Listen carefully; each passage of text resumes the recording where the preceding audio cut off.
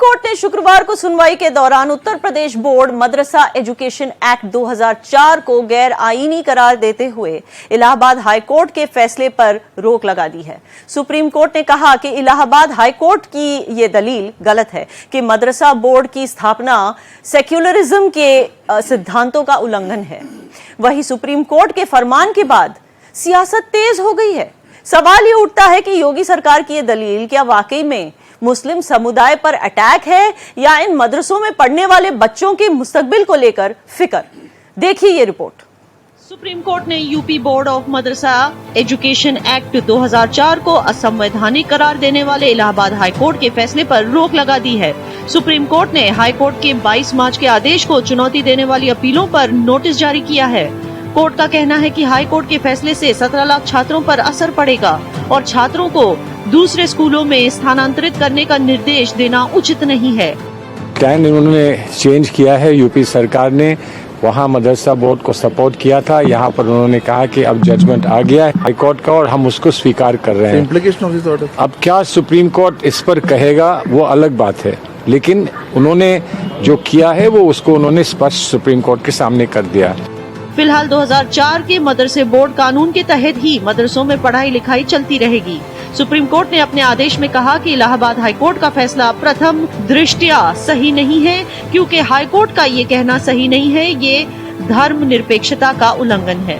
हम आपको बता दें कि इलाहाबाद हाई कोर्ट की लखनऊ पीठ ने यूपी बोर्ड ऑफ मदरसे एजुकेशन एक्ट 2004 को असंवैधानिक करार दिया था। इस आदेश को सुप्रीम कोर्ट में चुनौती दी गई थी। वहीं इस पर यूपी सरकार में मंत्री दानिश आजाद अंसारी ने कहा है कि सरकार सुप्रीम कोर्ट के आदेशों का पालन करेगी। योगी सरकार मदरसा शिक्षा के बेहतरी के लिए हमेशा सकारात्मक कदम उठाती रही है।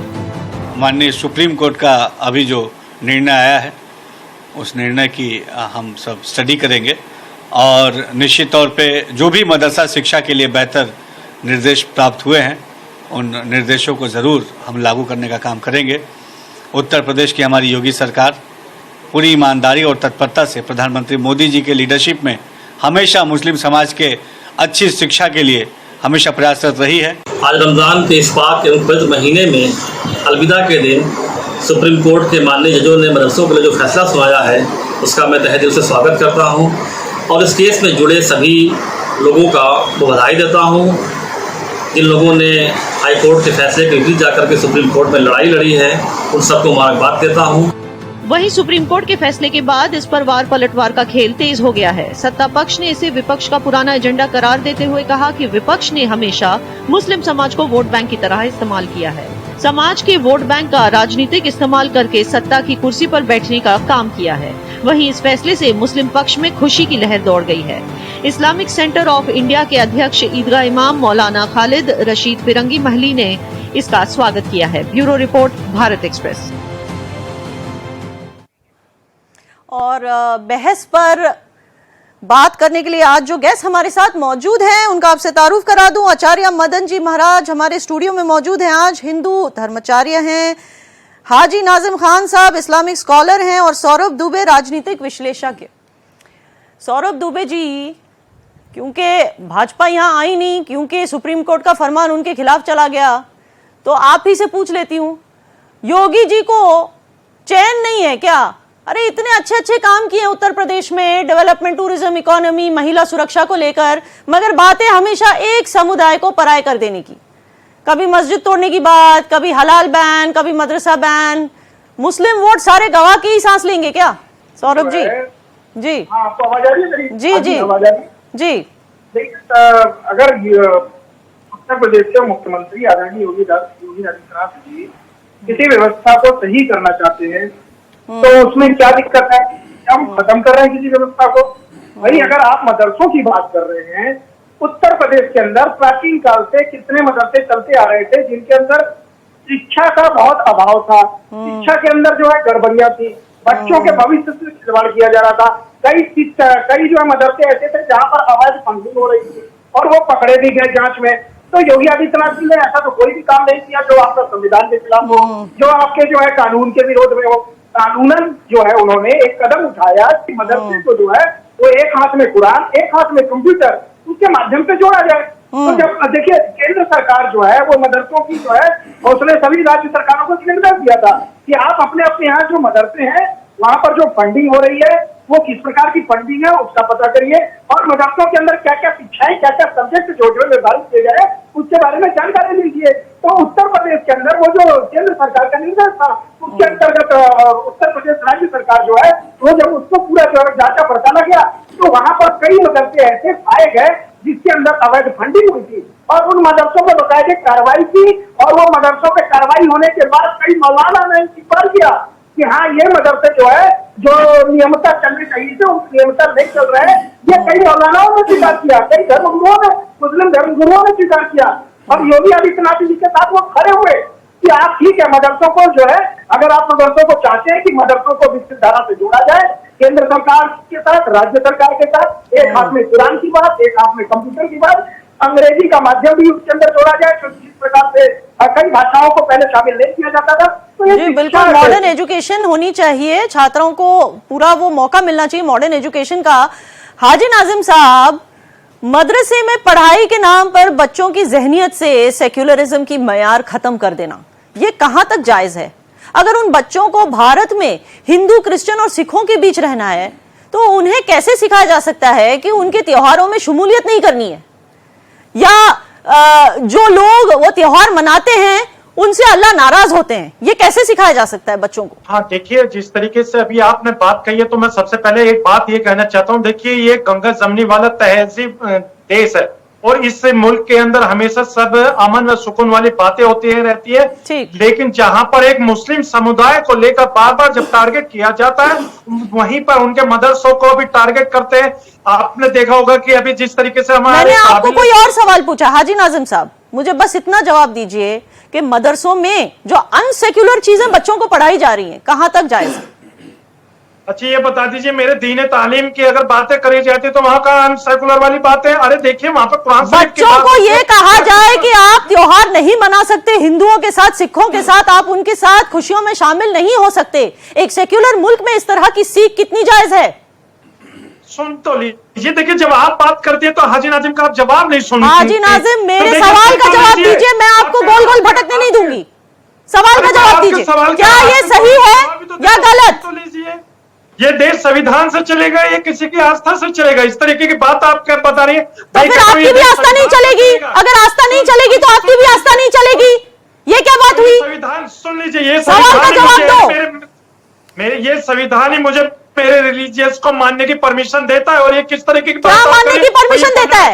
ये त्योहार नहीं मनाएंगे? मेरा धर्म मेरा सब चीज ये संविधान ही मुझे मानने की इजाजत देता है, मुझे कहीं पे नहीं रोकता है और मैं क्या खाऊं क्या पीऊं ये सब मुझे संविधान। अल्लाह नाराज होंगे ये झूठी बात क्यों बोली जाती है? अल्लाह का नाम क्यों बीच में घसीटा जाता है? सुन तो लीजिए, अल्लाह जहां नाराज होगा ये अल्लाह बेहतर जानता है, लेकिन एक झूठ है इस तरीके का भ्रम आप देश के अंदर न फैलाए।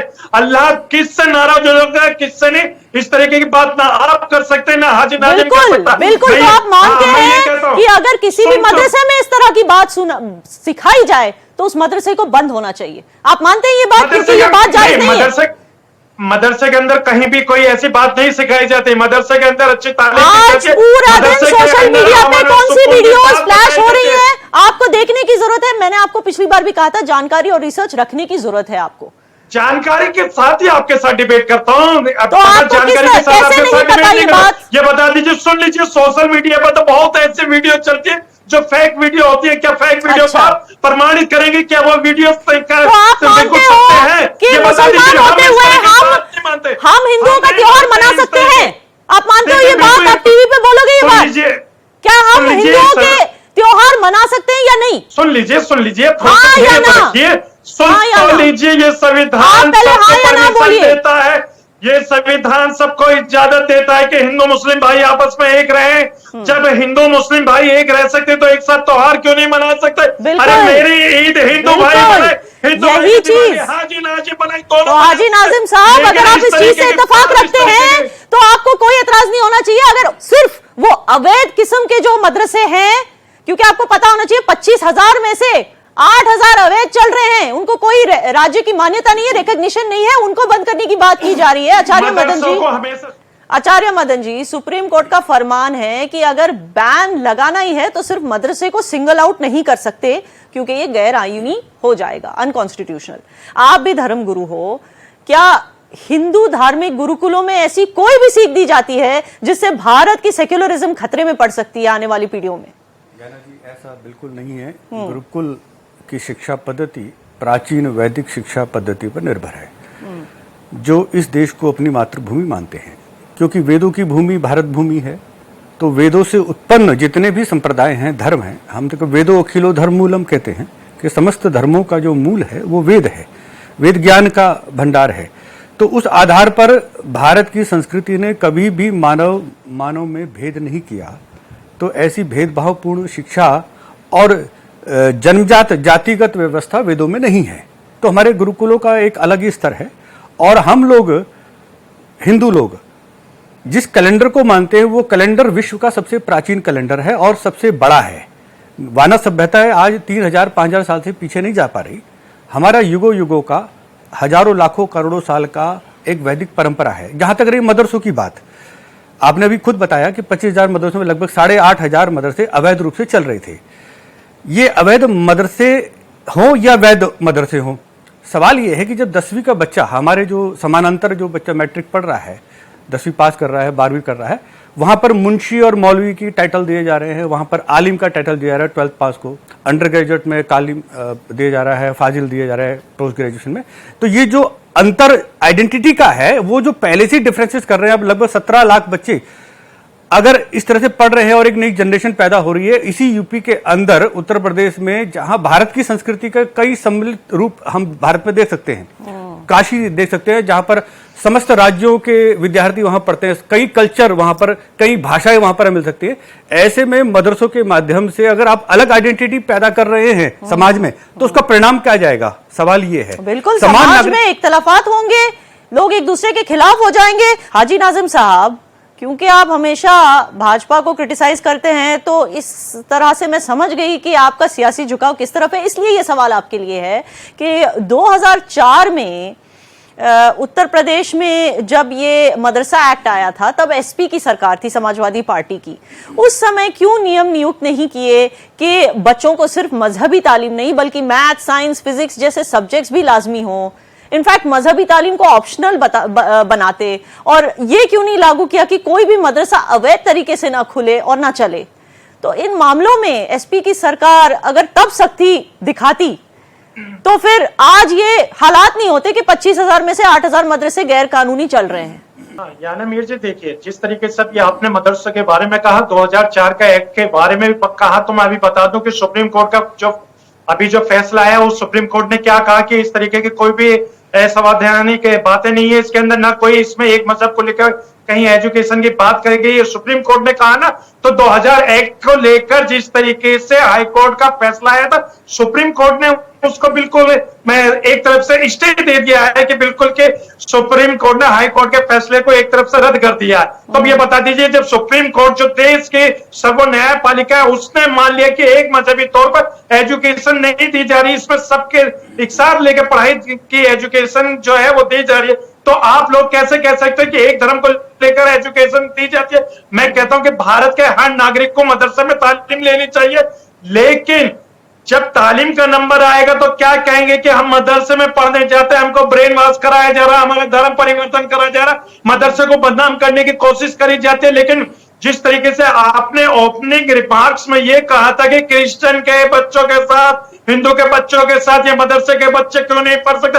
बिल्कुल पढ़ सकते हैं, अगर आप इन लोगों को अच्छी एजुकेशन दें, तालीम दें। जो मदरसे के अंदर हमारी दीनी तालीम है, उसके साथ साथ जो आधुनिक पढ़ाई है उसको दीजिए। हाजी नाजिम साहब, आपकी इजाजत से मैं डीपी यादव जी के पास जाऊंगी, इन्होंने अभी अभी हमें ज्वाइन किया है। डीपी यादव जी, सेम सवाल आपके लिए कि आपकी सरकार थी जब मदरसा एक्ट आया था उत्तर प्रदेश में, तभी नियम लागू कर लेते ना कि बच्चों को फिजिक्स, साइंस, ये सब मॉडर्न एजुकेशन भी मिले। ये नहीं कि सिर्फ मजहबी तालीम हो, ताकि समाज में सेक्युलरिज्म ना खत्म हो। तो इसका आपने पहले से ध्यान क्यों नहीं रखा? समाजवादी पार्टी की सरकार में ये एक्ट आया था और इसलिए आया था कि मदरसे सही और सुचारू रूप से चले, लेकिन जिस प्रकार से भारतीय जनता पार्टी एक पक्षी कार्रवाई कर रही है और बिना किसी जांच पड़ताल के भारतीय जनता पार्टी पूर्वाग्रह से घटित होकर उन पर एक्शन ले रही है, तो नहीं, आप इसमें सियासत को ना लाइए डीपी यादव जी, सियासत को मत लाइए। बस उन बच्चों के बारे में सोचिए, उन तालबा के बारे में सोचिए जिनको मॉडर्न एजुकेशन नहीं मिल रहा है मदरसों के नाम पे, खास करके उन 25,000 में से 8,000 जो अवैध चल रहे हैं, जिनको राज्य की मान्यता कभी मिली नहीं, उनकी बात कीजिए आप। उन बच्चों का क्या कसूर है कि उनका मुस्तकबिल सुनहरा नहीं हो सकता? क्या वो नहीं डिजर्व करते मॉडर्न एजुकेशन? बिल्कुल, देखिए दीनी तालीम के साथ साथ मदरसों में एडवांस एजुकेशन भी देने का प्रावधान है, लेकिन भारतीय जनता पार्टी की सरकार वो दे नहीं पा रही है। मदरसों को संसाधन क्यों नहीं कर रही है, उनको प्राइमरी मुख्य धारा से जोड़ने का काम नहीं कर रही है, तो भारतीय जनता पार्टी की सरकार के ऊपर उंगली तो उठेगी। 7 सालों से क्या कर रही थी भारतीय जनता पार्टी की सरकार? और भारतीय जनता पार्टी की सरकार ने मदरसा बोर्ड नहीं, उत्तर प्रदेश बोर्ड को भी ताशनस्त किया है। उत्तर प्रदेश बोर्ड के ऊपर भी आजकल उंगलियां उठ रही है, प्रश्न लिख हो रहा है, तो क्या ये माना जाए कि भारतीय जनता पार्टी उत्तर प्रदेश बोर्ड के साथ खिलवाड़ कर रही है, उत्तर प्रदेश बोर्ड को संभाल नहीं पा रही है? तो सवाल तो उठेंगे ही। भारतीय जनता पार्टी की सरकार ने सारी प्रतियोगी परीक्षाओं के पेपर जिस प्रकार से लीक हो रहे हैं, तो क्या सारे जो पेपर आयोग है, जो बोर्ड परीक्षाओं के कहीं न कहीं जो भारतीय बोर्डों के जो आयोग है, क्या वो सब भारतीय जनता पार्टी की सरकार में फेल हो चुके हैं? तो सवाल भारतीय जनता पार्टी के ऊपर उठना राजनीति है, इसमें राजनीति या गैर राजनीति की कोई बात नहीं है। सौरभ जी, सुप्रीम कोर्ट ने तो खारिज कर दिया, अब अगला कदम क्या होगा योगी सरकार का? नहीं, देखिए सुप्रीम कोर्ट ने खारिज नहीं किया, सुप्रीम कोर्ट ने अगले आदेश तक जो है इस पर रोक लगाई है, अभी खारिज नहीं किया। देखिए लगभग उत्तर प्रदेश में 16,000 मदरसे हैं और 15 लाख के आसपास इस पर छात्र पढ़ते हैं। ठीक है, 560 मदरसे ऐसे हैं जिनको सरकारी अनुदान मिलता है और करीब करीब 1,000 करोड़ के आसपास का वो सरकारी खर्च आता है। तो सरकार ये चाहती है कि उत्तर प्रदेश, जिस प्रकार से नरेंद्र मोदी प्रधानमंत्री 140 करोड़ देशवासियों के लिए एक शिक्षा की बात करते हैं, जिस प्रकार से योगी आदित्यनाथ 22 करोड़ उत्तर प्रदेश के लिए जो है जनता के लिए एक शिक्षा की बात करते हैं कि आपका एक शिक्षा माध्यम में एक शिक्षा पद्धति हो, तो उसमें कोई आपत्ति मुझे लगता है किसी प्रकार से नहीं होनी चाहिए। अभी आप देखिए जो SIT जांच हुई थी उसमें 80 मदरसे ऐसे पाए गए थे जिसमें विदेश से 100 करोड़ की फंडिंग हुई थी। अब बताइए क्या इनसे कार्रवाई नहीं होनी चाहिए? ये SIT जांच में पाए गए थे।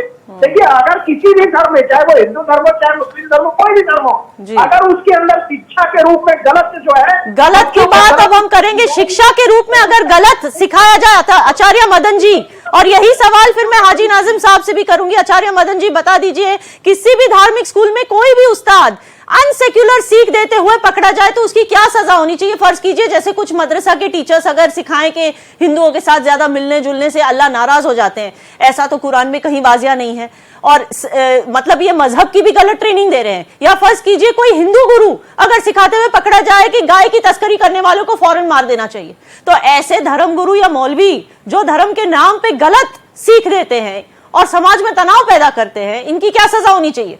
याना जी, सजा तो बड़ी कठोर होनी चाहिए, क्योंकि शिक्षा का जो उद्देश्य है वो व्यक्ति के जो गुण हैं, जो उसको बेसिक जन्म के साथ जो पैदा लेके वो गुण पैदा हुआ है, उन गुणों को विकसित करने का उसको एक माध्यम मिले। हम एक समान शिक्षा सबके लिए नहीं होते, हर छात्र की अपनी प्रतिभा होती है, अपनी रुचि होती है जी। अब यहाँ पर जो मदरसों की जो बनाम और जो पूरी जो समान शिक्षा एजुकेशन है, उसके बीच में एक द्वंद्व है। मदरसों में जो आइडेंटिटी तैयार हो रही है, जो उनकी पहचान तैयार हो रही है, वो एक मुसलमान के रूप में हो रही है, एक मौलवी के रूप में हो रही है जी। अब सवाल ये है कि इस आइडेंटिटी के साथ आप कितना लंबा चल सकते हैं जी। 30 सेकंड प्लीज। हाँ जी। मैं आपको बता दूं कि देखिए, ये बड़ी तुष्टिकरण की बड़ी होड़ रही है। 2004 में अटल बिहारी वाजपेयी ने चुनाव से पहले जामा मस्जिद के इमाम अब्दुल्ला बुखारी के साथ मिलकर वार्ता की और घोषणा की प्रेस कॉन्फ्रेंस में 2 करोड़ उर्दू शिक्षक भर्ती करेंगे। जबकि उसके बाद यूपीए गवर्नमेंट बनी, यूपीए 1 के अंदर अर्जुन सिंह शिक्षा मंत्री, उन्होंने 20,000 उर्दू शिक्षकों की भर्ती की थी। ये मुस्लिम तुष्टिकरण का अब सुधार हो रहा है। मैं ये कह रहा हूं कि देखिए, संविधान का ये सेकुलरिज्म की जहां कह रहे रक्षा हो रही है, सेकुलरिज्म की रक्षा नहीं हो रही है, बिल्कुल नहीं हो रही है।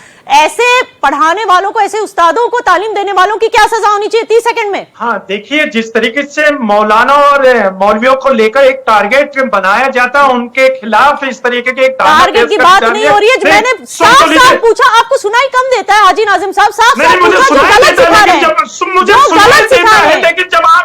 मौलवी मैंने कहा जो गलत सिखा रहे हैं उनकी सजा क्या होनी चाहिए? अरे सुन लीजिए, हाजी नाजिम तो वही बात कहेगा जो संविधान के तहत है। ये बताइए मौलाना ने कौन कौन है गलत बात कही है? इस तरीके की मतलब आप सजा की बात नहीं करेंगे? लेकिन सुन लीजिए लास्ट 10 जिस सेकंड में तरीके बोल से लीजिए। मदरसों की जिस तरीके से जांच हुई है, क्या ये जांच ट्रांसपेरेंसी थी?